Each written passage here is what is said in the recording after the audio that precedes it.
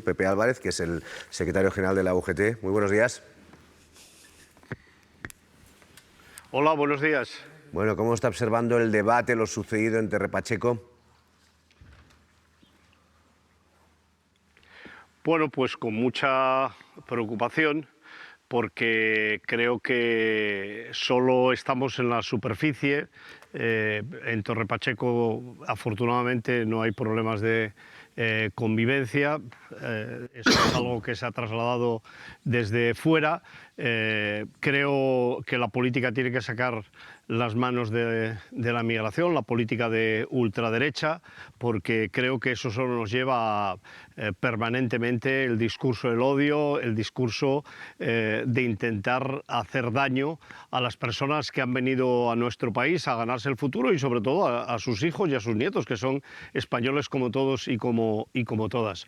En ese sentido, todo nuestro reproche, nuestra condena y la necesidad de que se actúe con contundencia, no solo contra los que se han manifestado, sino de una manera muy especial contra los promotores de estas situaciones. Pero también situando una cuestión que creo que tenemos que situar en nuestro país, que es que hace falta políticas sociales, políticas dirigidas a los jóvenes españoles de primera generación o españoles de toda la vida, que efectivamente necesitamos que tengan futuro, que puedan formarse y poder articular una vida en nuestro país, en su país, igual que el resto de ciudadanos y ciudadanas. Que ese creo que es un tema de fondo que por primera vez en España en cierta medida aparece en este conflicto, porque no estamos hablando de migrantes, no es verdad, estamos hablando fundamentalmente de ciudadanos españoles y españolas, igual que todos los demás. Claro, pero después cuando vamos a los datos, sabemos, ya lo hemos dicho muchas veces, ¿no?, que el incremento de población no está vinculado al incremento de delincuencia, pero sí que es verdad que hay situaciones muy concretas para los migrantes. Atención a los datos que hoy recogemos de la brecha salarial entre lo que cobran los migrantes y lo que cobramos los españoles. Sandra. Que trabajan en nuestro país cobran de media un 29,3% menos que los trabajadores locales. Son datos de la Universidad de Oslo y el IS Business School, que acaba de publicar la revista Nature, que han analizado 9 economías desarrolladas. La cifra en España se asemeja a la de Canadá, donde la diferencia es del 27,5%, pero está muy alejada, por ejemplo, a la de Suecia, donde esa brecha es del 7%. En España, los motivos que explicarían esta diferencia en parte son que realizando el mismo trabajo en la misma empresa, los inmigrantes cobran de media un 7% menos que los españoles, pero la mayor parte de esa brecha se debe a que la población inmigrante tiene más dificultad para acceder a empleos que estén bien remunerados. Ese dato también es revelador, ¿no, señor Álvarez? Es evidente, es lo que yo estaba situando antes. Efectivamente, más allá de la discriminación ilegal, injusta, que se produce en estos momentos en personas inmigradas o personas de España que realizan el mismo trabajo y una cobra más que la otra, que yo creo que efectivamente sobre todo se produce en lugares donde no hay organización sindical, en lugares donde los empresarios hacen lo que les viene, lo que les da la gana, pero hay un fondo que es las oportunidades, y las oportunidades las empezamos a ver sobre todo con las nuevas generaciones de españoles, que yo creo que hay que cuidar, porque tenemos que garantizar el acceso a la universidad, el acceso en igualdad de condiciones que el resto de los ciudadanos y de las ciudadanas. Y ese tema creo que sí que es un tema que hay que visualizarlo. Claro, eso es menos vistoso y no se puede echar la culpa al vecino. Cada administración tiene que asumir sus responsabilidades, y en ese sentido yo creo que la Comunidad Autónoma de Murcia haría bien viendo de qué manera pone en marcha un plan que permita que las personas inmigradas ahora o de primera generación o de segunda generación, pues van a tener acceso en igualdad de condiciones que el resto de los españoles a los servicios, entre ellos al servicio que hace referencia a la educación, que creo que es fundamental. Vamos a hablar, si me permite, de la reducción de la jornada laboral. Antes de preguntarle, vamos a repasar en qué punto estamos. Ayer estaba aquí la vicepresidenta Yolanda Díaz. Ustedes protestaban en Cataluña. Vamos a repasar un poco qué ha pasado y lo comentamos.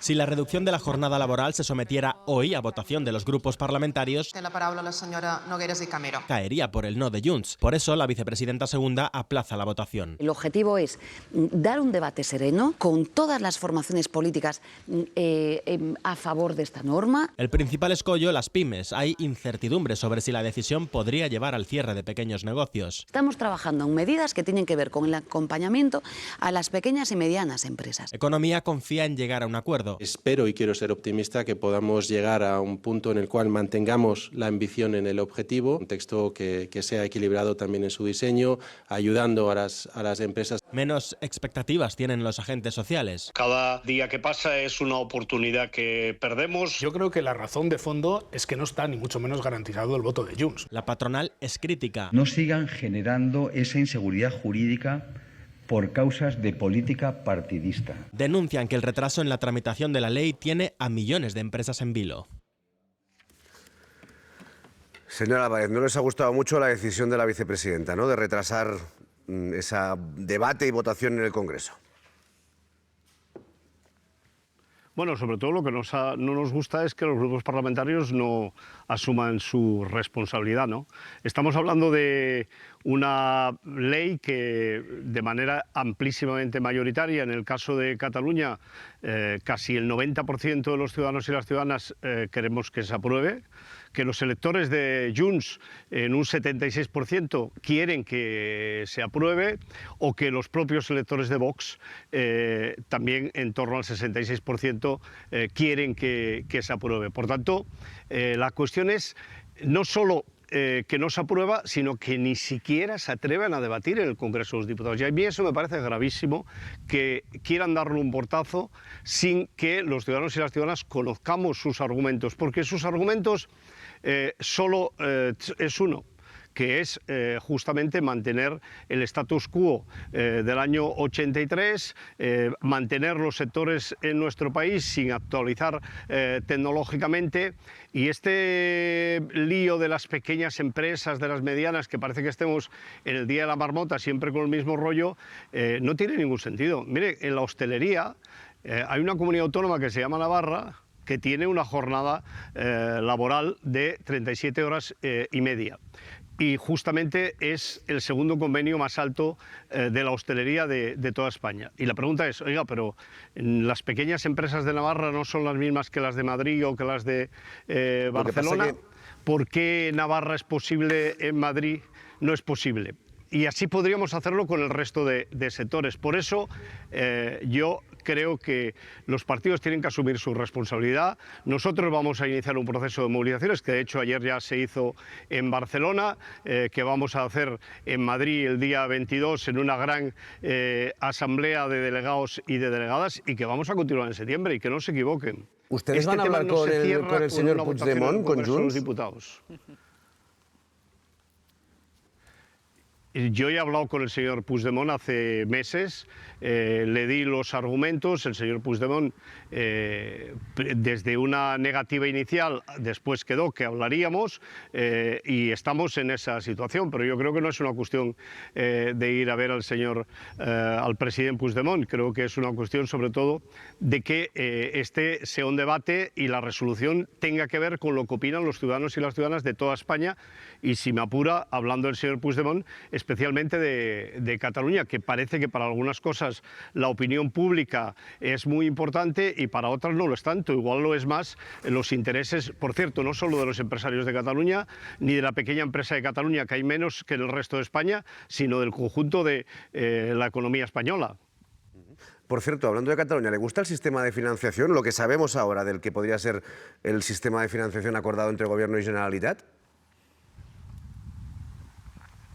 Bueno, yo lo que conocemos hasta ahora fundamentalmente va en la línea de cumplir el actual Estatuto de Cataluña, que es ir a consorciar la Agencia Tributaria Catalana y la española, y que en ese consorcio se recauden todos los impuestos. Creo que este es un tema que permanentemente, cuando se habla, se hace ruido, se intenta por todos los medios llevar a la peor de las políticas, pero creo que es bueno que en España nos planteemos que efectivamente el sistema de financiación autonómica está caduco, no solo porque la ley ya ha caducado, sino porque está caduco y no está de acuerdo con la realidad, no solo de Cataluña, sino tampoco de las Islas Baleares o de la Comunidad Valenciana. Pepe Álvarez, muchas gracias, que tenga buen día. Gracias, buen día.